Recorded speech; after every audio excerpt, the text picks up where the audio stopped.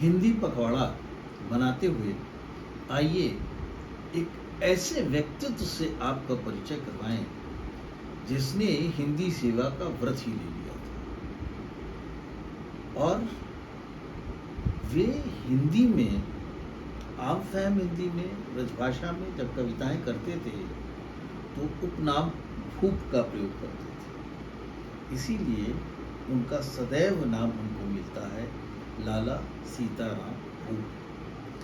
लाला सीताराम भूप की सबसे बड़ी खासियत थी कि वो अयोध्यावासी थे, इसीलिए उनकी पुस्तकों को पढ़िए तो उसमें उनका नाम दिखाई देता है, राय बहादुर अवधवासी लाला सीताराम भूप बीए साहित्य रत्न। एक ऐसा व्यक्ति जिसके चलते पहली बार हिंदी पोस्ट ग्रेजुएट लेवल पे स्नातकोत्तर स्तर पर एक विषय के रूप में स्वीकार हुई। और ये स्वीकार किया किसने? सर आशुतोष मुखर्जी ने, जब वो 1916 में इलाहाबाद प्रवास पे थे। आपको मालूम है इंडियन प्रेस से उनकी पुस्तकें छपती थी। बाबू चिंतामणि घोष ने उनका परिचय करवाया लाला जी से और लाला जी उनको कन्विंस कराने में कामयाब रहे कि किसी तरह वे हिंदी को 1916 में कलकत्ता विश्वविद्यालय के स्नातकोत्तर पाठ्यक्रम में स्वीकृत करवा दें। आइए इसकी चर्चा बाद में करते हैं। शुरुआत करते हैं लाला जी के एक ऐसे कैरियर के एक ऐसे मोड़ से जहाँ पर लाला जी अपनी छाप बनाने में कामयाब रहे थे।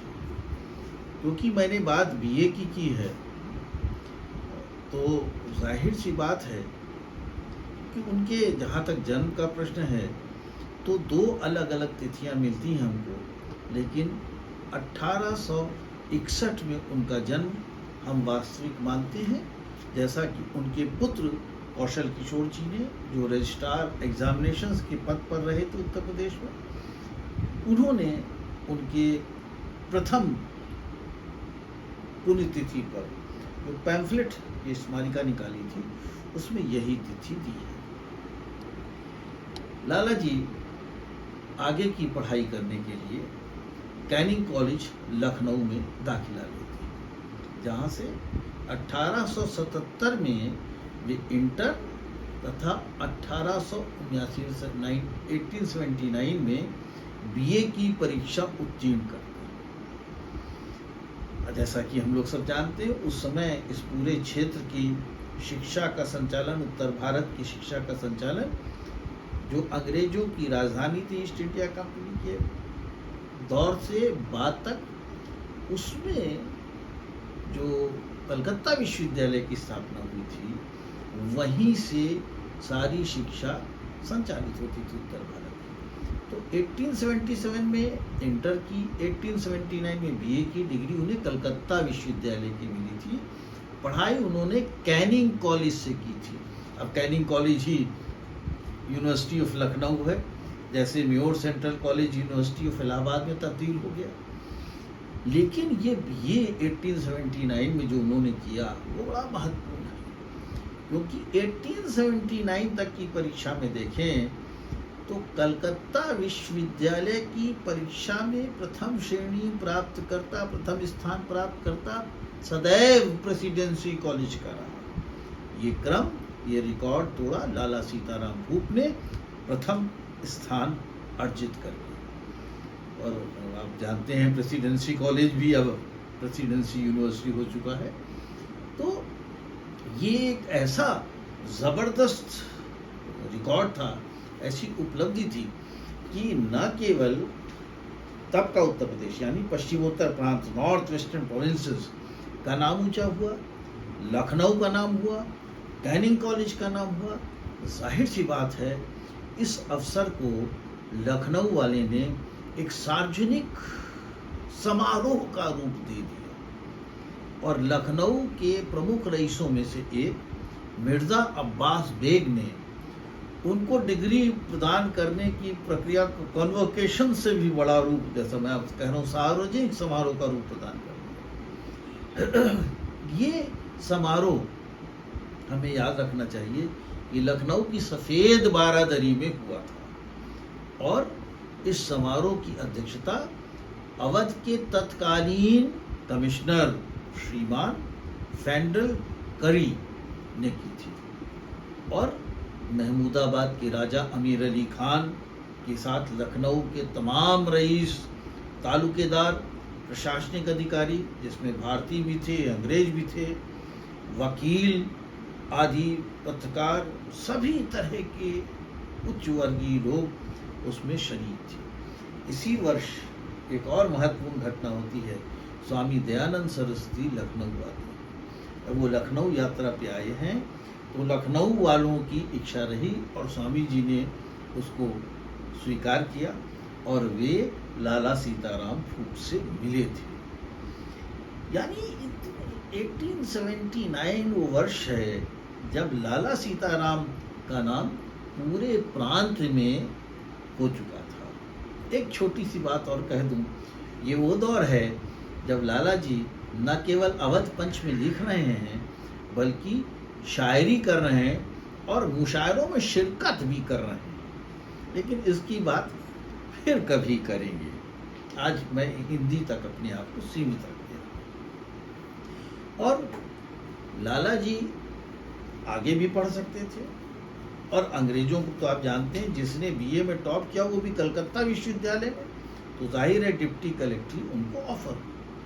लेकिन उनके पिताजी जो वहाँ के वैष्णव थे और सुप्रसिद्ध अयोध्यावासी बाबा रघुनाथ दास के शिष्य थे, उनका विचार था कि प्रशासनिक सेवा से बेहतर सेवा होती है शिक्षण कार्य, और उन्होंने अपने पुत्र लाला सीताराम फूट को मना कर दिया कि प्रशासनिक सेवा में मत जाओ। लिहाजा बनारस के क्वींस कॉलेज में उनको थर्ड मास्टर के रूप में नियुक्ति मिल गई, जिसके उपरांत कुछ माह बाद ही उन्हें सीतापुर हाई स्कूल का प्रधान अध्यापक या हेडमास्टर बना दिया गया था। और 1883 एक बड़ा महत्वपूर्ण पड़ाव है जब वे वहाँ से बनारस स्थानांतरित हो गए थे। मैं बनारस की बात इसलिए करना चाहता हूँ कि यहाँ से एक दूसरा बिल्कुल एक व्यापक सा फलक उनको मिलता है और यहीं पर संस्कृत के प्रति उनका प्रेम, हिंदी के प्रति प्रेम बढ़ने लगता है। संस्कृत की चर्चा मैं बाद में करूँगा।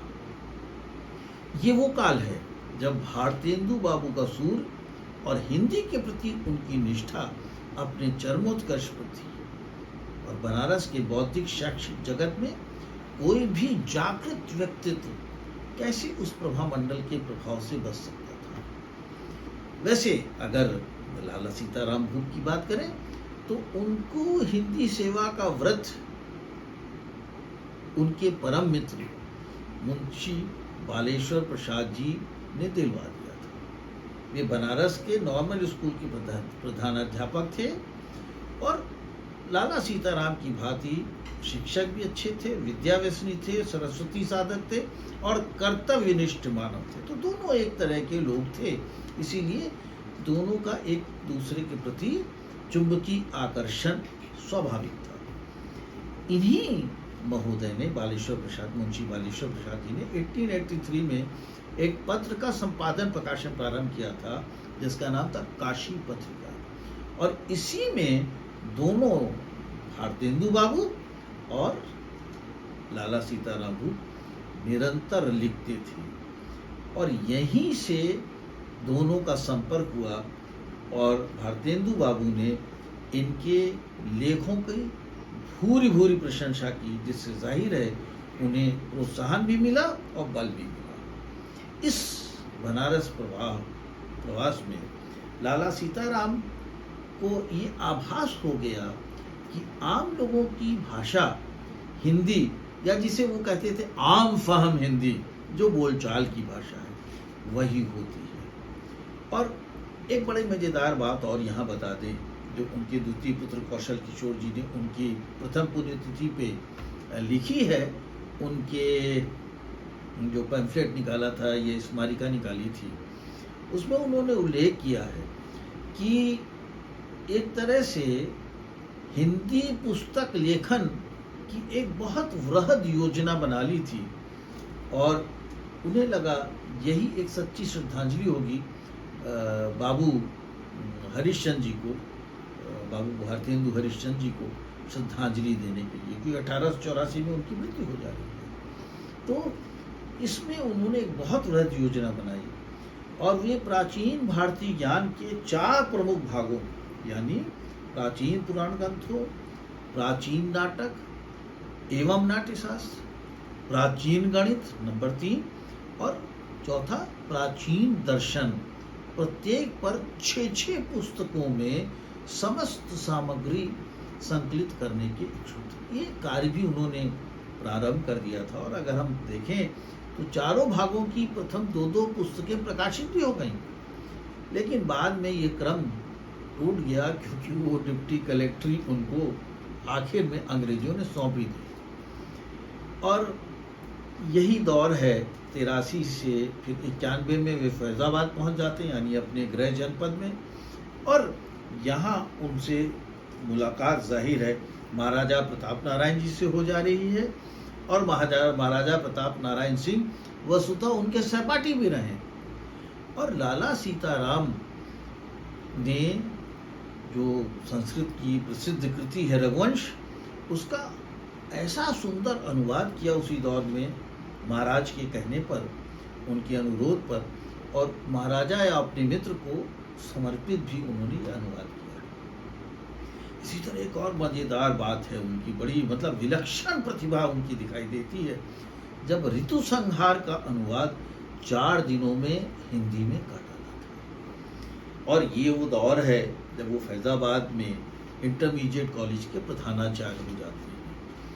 इसके पश्चात जिस तरह के वो कार्य करते हैं उसकी चर्चा हम लोग बाद में कभी करते हैं अगले एपिसोड में, क्योंकि ये याद रखना चाहिए 1909 में मात्र 49 ईयर्स की आयु में वे सेवानिवृत्त हो गए।